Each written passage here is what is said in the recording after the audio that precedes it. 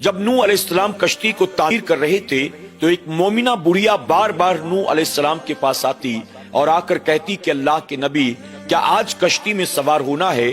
آپ فرماتے کہ نہیں مائی آج نہیں، میں تجھے بتاؤں گا۔ 2-4 روز کے بعد پھر واپس آتی اور آ کر کہتی اے اللہ کے نبی کیا آج کشتی میں سوار ہونا ہے؟ آپ فرماتے نہیں مائی آج بھی نہیں، میں تجھے بتاؤں گا۔ وہ بار بار آتی جاتی رہی۔ اس پر نوح علیہ السلام نے فرمایا کہ مائی تو پریشان نہ ہو، جب اللہ کا عذاب آنے والا ہوگا، جب میں کشتی میں لوگوں کو سوار کرنے لگوں گا تو اس وقت تجھے اطلاع کر دی جائے گی، میں تجھے بلا لوں گا، اس وقت تو چلی آنا۔ نوح علیہ السلام نے اس سے وعدہ فرما لیا، وہ بڑھیا چلی گئی۔ یہاں تک کہ اللہ تبارک تعالیٰ کا حکم آیا، نوح علیہ السلام نے اپنے تمام کلمہ پڑھنے والے امتیوں کو کشتی میں سوار کر لیا۔ آپ کے دل سے اس بڑھیا کا خیال جاتا رہا، یہاں تک کہ اللہ کا عذاب آیا۔ چاروں طرف پانی ہی پانی تھا، سوائے کشتی کے پوری دنیا تباہ و برباد ہو گئی۔ جب نوح علیہ السلام کی کشتی اللہ کے فضل و کرم سے 10 محرم الحرام کو یعنی عاشورہ کے دن جودی پہاڑ پر جا کر ٹھہری، نوح علیہ السلام اپنے امتیوں کے ساتھ کشتی سے باہر اترتے ہیں۔ اس کے بعد آپ نے زمین کا جائزہ لینا شروع کیا۔ آپ ٹہلتے ٹہلتے ایک مقام پر پہنچے تو آپ نے دیکھا یوں تو پوری دنیا تباہ برباد ہو چکی تھی، لیکن اس زمین پر اب بھی ایک جھوپڑی ایسی موجود تھی جو بالکل صحیح سلامت تھی۔ جب نوح علیہ السلام نے اس جھوپڑی کو دیکھا، آپ کو بڑا تعجب ہوا کہ جس عذاب کی وجہ سے پوری دنیا تباہ و برباد ہو گئی، کچھ بھی نہ بچا، سب کچھ ہلاک ہو گیا، آخر یہ جھوپڑی کیسے بچ گئی؟ آپ قریب گئے تو آپ نے جا کر دیکھا کہ اس جھوپڑی کے اندر وہی بڑھیا جو آپ کا کلمہ پڑھنے والی تھی، اللہ کی عبادت میں مصروف تھی۔ آپ نے اسے دیکھا تو آپ کو بڑا تعجب ہوا۔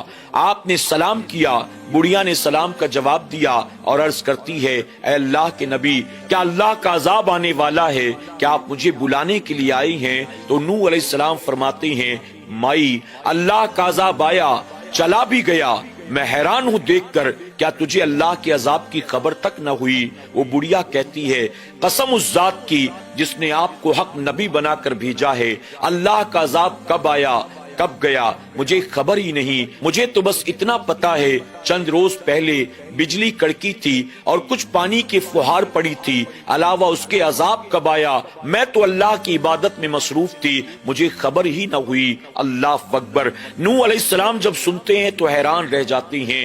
ناظرین اکرام، واقعی حیرت کی بات تھی، وہ عذاب جس عذاب میں نوح علیہ السلام کا اپنا نافرمان و کافر بیٹا خود بچ نہ سکا، اللہ نے ایسے عذاب میں اس عبادت گزار نیک اور مومنہ بڑھیا کی حفاظت کی، اور یہ نہ کہ صرف اللہ نے اس بوڑھی عورت کی حفاظت کی بلکہ اس کا گھر بھی صحیح سلامت رہا۔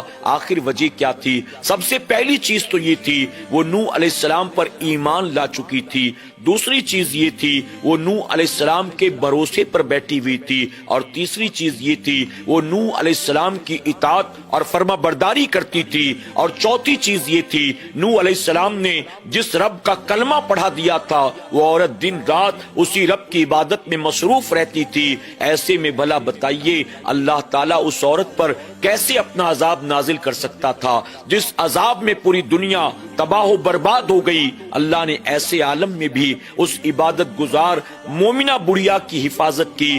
ہمارے اور آپ کے لیے سبق یہ ہے ہم اور آپ بھی اللہ کی عبادت کریں، اللہ کے رسول کی اطاعت کریں، اپنے آپ کو قرآن و سنت کے سانچے میں ڈھالیں، اپنے آپ کو نیک بنانے کی کوشش کریں۔ یاد رکھیں پوری دنیا میں طوفان بدتمیزی تیزی کے ساتھ پھیل رہی ہے۔ آج اسلام اور مسلمانوں کے خلاف نہ جانے کیسی کیسی سازشیں کی جا رہی ہیں۔ اگر چاہتے ہو اللہ ایسے دور میں بھی ہمیں عزت عطا کرے، اللہ کامیابی عطا فرمائے، اللہ ہمیں اپنا حفظ و امان عطا کرے، تو صرف ایک کام کرنا ہوگا، اللہ اور اس کے رسول پر ایمان لانے کے ساتھ ساتھ اللہ اور اس کے رسول کی اطاعت بھی کرنی پڑے گی، فرما برداری بھی کرنی پڑے گی، اپنے آپ کو اللہ رسول کی نافرمانی اور ناراضگی سے بچا کر ان کی رضا والے کام کر کے اپنی دنیا اور آخرت کو سنوارنے کی کوشش کرنی ہوگی۔ اللہ ہمیں اور آپ کو عمل کی توفیق عطا فرمائے، آمین یا رب العالمین۔